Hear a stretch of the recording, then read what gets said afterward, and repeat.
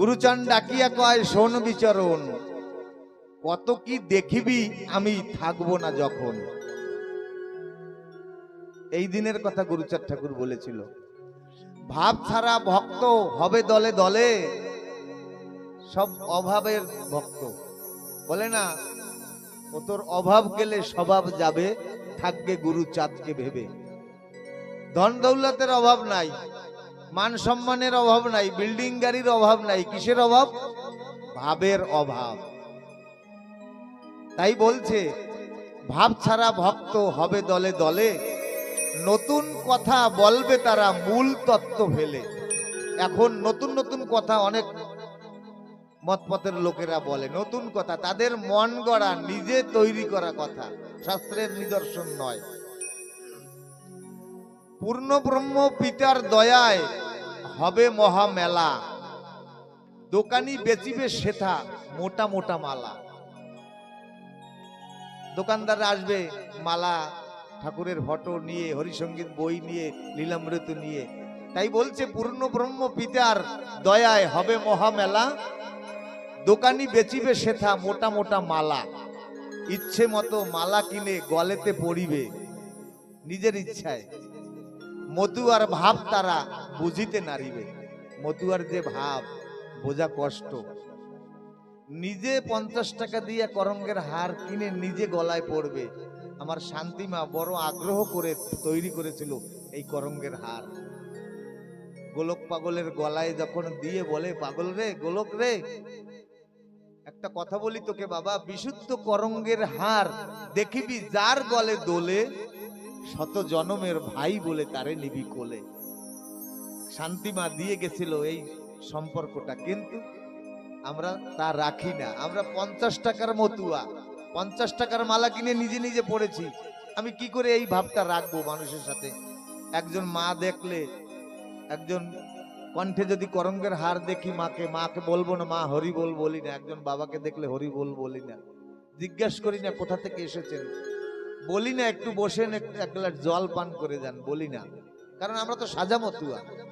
তাই গুরুচাঁদ ঠাকুর বলছে কর্তা সাজবে না, পাত্তা থাকবে না। যারা কর্তা সেজেছে তাকে কিন্তু পাত্তা নাই। এই মালকানগিরিতে কত বড় বড় পাঠক, কত বড় বড় সাধু, কত বড় বড় গোসাই, তাদের কিন্তু খবর নাই। এখন এখন এই ছোট্ট ছোট্ট কয়টা ছেলে আমার ঠাকুরের বড় একটা বোঝা, প্রচারের বোঝা মাথায় নিয়ে বেড়াচ্ছে। এদের কিন্তু কোনো বেশভূষা নাই, কিন্তু মন আছে, এদের হৃদয় আছে, বহুদূর থেকে ছুটে আসে, কারণ এরা মন থেকে মতুয়া।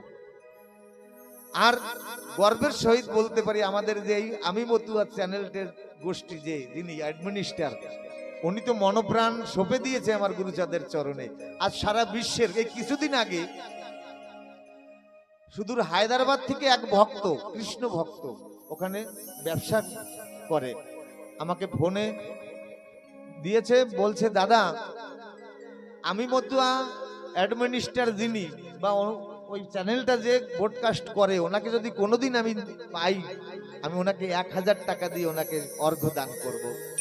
যেহেতু আমি কৃষ্ণ ভক্ত, তবুও ভক্তের কোনো জাত হয় না, ভক্ত নয় বিভক্ত।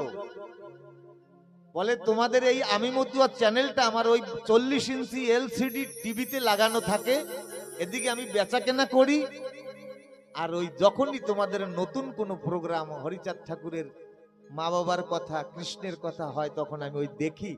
একদিকে ক্রেতাদের মাল মেপে দেই, আর একদিকে নয়ন বাড়ি ঝরাই। এই দোকানদারটা কেমন? কৃষ্ণ, ছেলেটার নাম কৃষ্ণ ভক্ত, আমাদের উড়িষ্যারই লোক।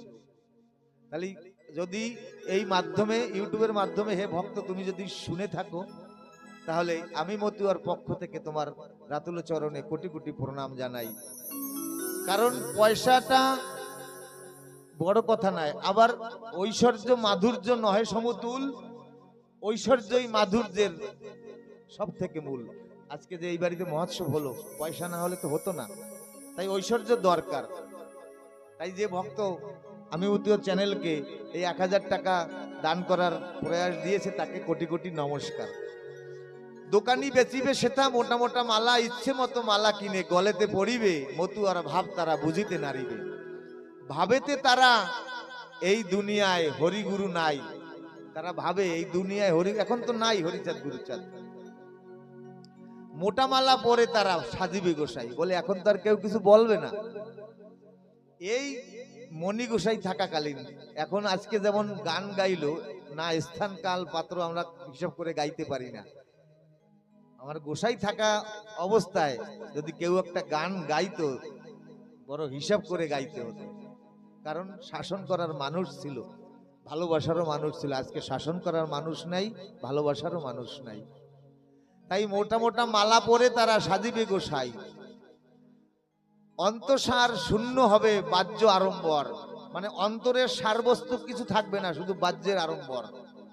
আজকে আমি এখানে তারকস্থলে বসে কত সুন্দর সুন্দর কথা বলে গেছি, কিন্তু এর নিচে যখনই নামবো, সেই কচ্চমের মতন আছে না, কাছিম, সুযোগ বুঝে পাও গুছিয়ে রাখে, আবার সুযোগ বুঝে বের করে। আমার স্বভাবটা কিন্তু তাই, এখান থেকে যখনই নিচে যাব তখন আমার স্বভাবটা তাই হয়ে যাবে। তাই অন্তঃসার শূন্য হবে বাহ্য আড়ম্বর, প্রতিষ্ঠার লাগিয়া তারা হইবে তৎপর। প্রতিষ্ঠা মান, অশ্বিনীকর্তা বলছে যশ মান প্রতিষ্ঠায় হলো শুকরের বিষ্ঠা।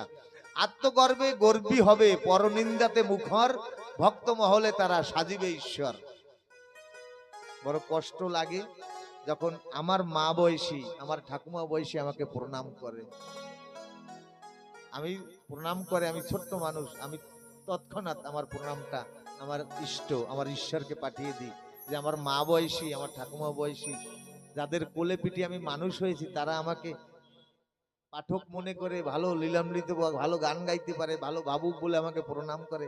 ঠাকুর, এ ভক্তের প্রণামটা তুমি নিও। কখনো কখনো প্রণামের বিনিময়ে আমি প্রতিদান দিতে পারি না। মা যেমন আমার চরণ ধরে প্রণাম করে, আমি কিন্তু মায়ের চরণ ধরে প্রণাম করতে পারি না। আমার এই প্রতিষ্ঠায় আমাকে বেঁধে রেখেছে, তাই সেই প্রতিষ্ঠা যেন না থাকে আমার মধ্যে। গুরুচাঁদ তাই বললেন, আত্মগর্ভে গর্বী হয়ে পরনিন্দাতে মুখর, ভক্ত মহলে তারা সাজিবে ঈশ্বর। টুকটাক পৈচাসিক ক্রিয়া নিষ্ঠাতে শিখাবে, ভক্তি পথ ছেড়ে সবে অনাচারী হবে। আজকে মতুয়ার বাজারে, শুধু মতুয়ার বাজার নয়, সমস্ত মত পথের মধ্যে এই একই কথা, একই চলছে। তাই কলম যতই দামি হোক, ভিতরে কালি না থাকলে যেমন তার মূল্যহীন, ঠিক তেমনি মানুষ যতই শিক্ষিত হোক না কেন, মনুষ্যত্ব না থাকলে সে শিক্ষা মূল্যহীন। তাই এই মনুষ্যত্ব জাগানোর তরে এই আসর, সবাই আশীর্বাদ করবেন, এই গৃহকর্তাকে আশীর্বাদ করবেন, যতদিন জগতে থাকে এমনি ভাবে যেন সাধুগুরু বৈষ্ণবকে ডেকে এনে তাদের সেবা করতে পারে। কারণ যাবার দিনে কিছু নিয়ে যাব না, সকল ফেলে যেতে হবে খালি হাতে।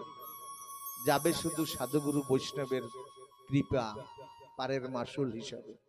সেই পারের মাসুল, সেই পরমার্থ, এই অর্থ ব্যয়ের বিনিময়ে সেই পরমার্থ অঞ্জলি পেতে, আচল পেতে ভিক্ষা চেয়ে এখানে এই লীলামৃত কথার বিশ্রাম টানছি। এখন আমরা অল্প সময়ের একটু আরতি কীর্তন করব।